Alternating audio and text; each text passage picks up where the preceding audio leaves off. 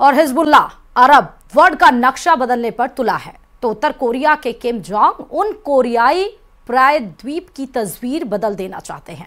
लेकिन हिजबुल्लाह और किम दोनों की राह का सबसे बड़ा रोड़ा है अमेरिका। इस वक्त कोरियाई प्रायद्वीप के जैसे हालात हैं उसे देखकर लगता है कि अमेरिका को एक और युद्ध में कूदना पड़ सकता है, क्योंकि पिछले 24 घंटे में अमेरिका के सबसे बड़े दुश्मन ने तीसरे युद्ध का डबल सिग्नल दे दिया है। देखिए रिपोर्ट।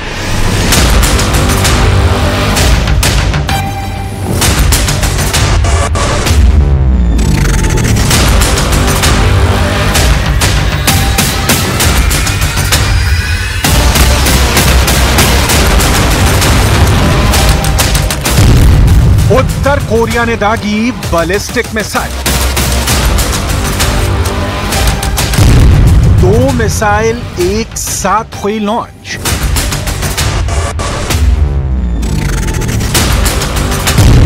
किम जोंग के निशाने पर कौन है?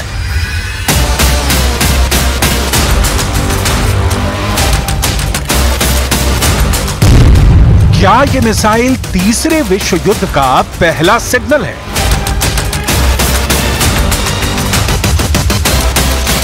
उत्तर कोरिया के शासक किम जोंग उन की बारूदी सनक ने अमेरिका को डरा दिया है। अमेरिका बहुत ज्यादा घबरा गया है। बिल्कुल सही सुन रहे हैं आप। किम जोंग उन ने एक बार फिर एक नहीं दो बैलिस्टिक मिसाइलें दागी हैं। उत्तर कोरिया की मीडिया ने बताया है कि दोनों कम दूरी की बैलिस्टिक मिसाइल थी।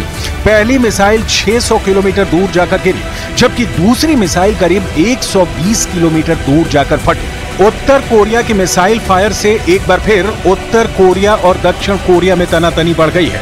उत्तर कोरिया ने मिसाइलों को उस वक्त लॉन्च किया है जब अमेरिका, दक्षिण कोरिया और जापान ने वॉर एक्सरसाइज की है। उत्तर कोरिया ने बहुत साफ शब्दों में धमकी भरे अंदाज में कहा था कि वो आक्रामक और जबरदस्त प्रतिक्रिया देगा।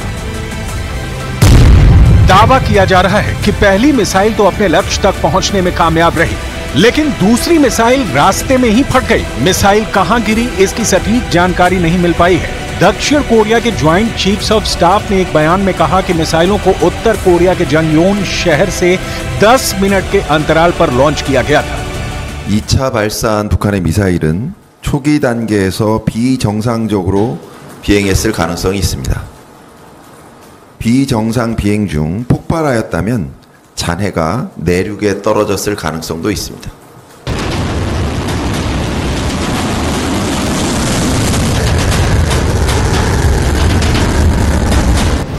दुनिया का यह हिस्सा कोरियाई प्रायद्वीप कहा जाता है। यहाँ तनाव काफी बढ़ चुका है। उत्तर कोरिया और दक्षिण कोरिया के बीच एक चिंगारी विनाशक तबाही ला सकती है। दक्षिण कोरिया के मिलिट्री चीफ ने कहा है कि उत्तर कोरिया की ओर से की गई उकसावे वाली हर तरह की कार्रवाई का अमेरिकी सेना के साथ मिलकर जवाब देने के लिए हम तैयार हैं। किम जोंग ने यह मिसाइल ऐसे वक्त में दागी है जब अभी दक्षिण कोरिया, अमेरिका और जापान का संयुक्त अभ्यास फ्रीडम एज हाल में ही खत्म हुआ है। इस एक्सरसाइज के लिए अमेरिकी नौसेना के एयरक्राफ्ट कैरियर थियोडोर रूजवेल्ट ने दक्षिण कोरियाई बंदरगाह बुसान में लंगर डाला था। 北朝鮮がミサイルを発射した後の韓国の発表については承知をしており、ミサイル警戒データのリアルタイム共有等を含め日米韓3カ国で緊密に連携し対応に万全を期しているところであります。現時点で断定的な評価を行うことは差し控えますが、いずれにしても我が国の領域や排他的経済水域へのミサイルの飛来は確認されておらず、また関係機関からの被害報告等の情報は確認されています。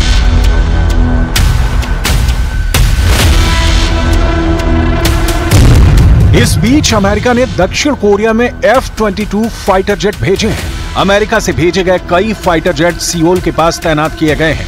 ये अमेरिका के सबसे खतरनाक स्टेल्थ फाइटर जेट हैं, जो रडार की पकड़ में नहीं आते।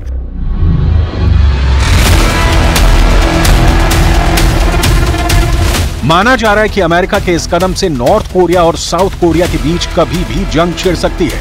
अमेरिका ने साउथ कोरिया में सैन्य तैनाती कर दोनों देशों के बीच तनाव को और बढ़ा दिया है। किम जोंग उन के दुश्मन पूछ रहे हैं कि क्या उनके कंधे पर पुतिन का हाथ है। और यही वजह है कि वो दुनिया की सबसे बड़ी ताकत को भी लाल आंख दिखा रहे हैं।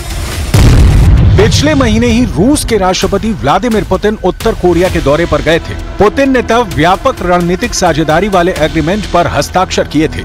इस समझौते में ये वादा भी शामिल है कि अगर इनमें से एक भी देश पर हमला होता है तो दोनों देश एक दूसरे की मदद करेंगे। इसके बाद से प्योंगयांग और मॉस्को के बीच बढ़ते सैन्य सहयोग को लेकर चिंता जताई जाने लगी थी। 24 सालों बाद पुतिन की ये उत्तर कोरिया की यात्रा थी। यूक्रेन पर रूस के आक्रमण ने मॉस्को को प्योंगयांग के करीब ला दिया है, क्योंकि पश्चिमी ताकतों ने रूस के खिलाफ प्रतिबंधों को बढ़ा दिया है।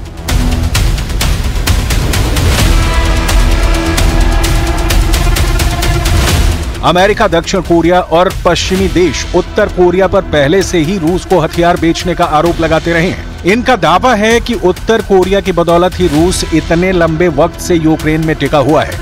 अमेरिकी मीडिया लगातार इस बात पर बवंडर मचा रहा है कि उत्तर कोरिया रूस को हथियारों का बड़ा सप्लायर बन चुका है। पिछले महीने अमेरिकी रक्षा मंत्री लॉयड ऑस्टिन ने भी कहा था कि उत्तर कोरिया के गोला बारूद और मिसाइलों के साथ साथ ईरान के ड्रोन रूस की नई वॉर ऑक्सीजन बन गए हैं, यूक्रेन की जंग में रूस को वापसी करने का मौका दे रहे हैं।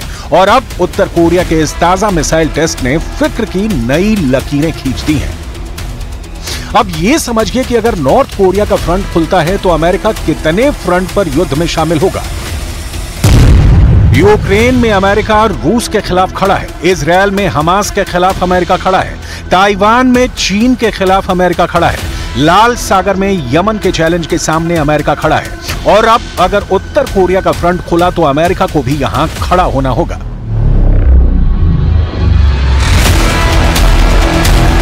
अमेरिका ने फिलहाल अपने F-22 स्टेल्थ फाइटर जेट को दक्षिण कोरिया में तैनात कर दिया है, लेकिन क्या इतना काफी होगा? हालांकि सियोल में अमेरिका की तरफ से कितने फाइटर जेट तैनात किए गए हैं इसकी जानकारी नहीं दी गई है। F-22 अमेरिका का बेहद ही शक्तिशाली फाइटर जेट है। 80 के दशक में तैयार किया गया अमेरिका का F-22 फाइटर स्टेल्थ जेट आज भी दुनिया का सबसे आधुनिक लड़ाकू विमान माना जाता है।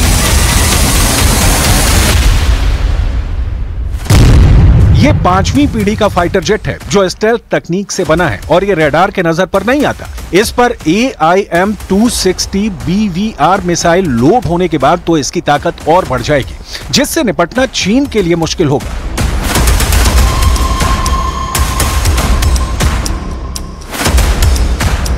पश्चिमी मीडिया ने दावा किया कि अमेरिका ने अपने F-22 रैप्टर विमान में जो मिसाइल लोड की है वो लंबी दूरी तक मार कर सकती है।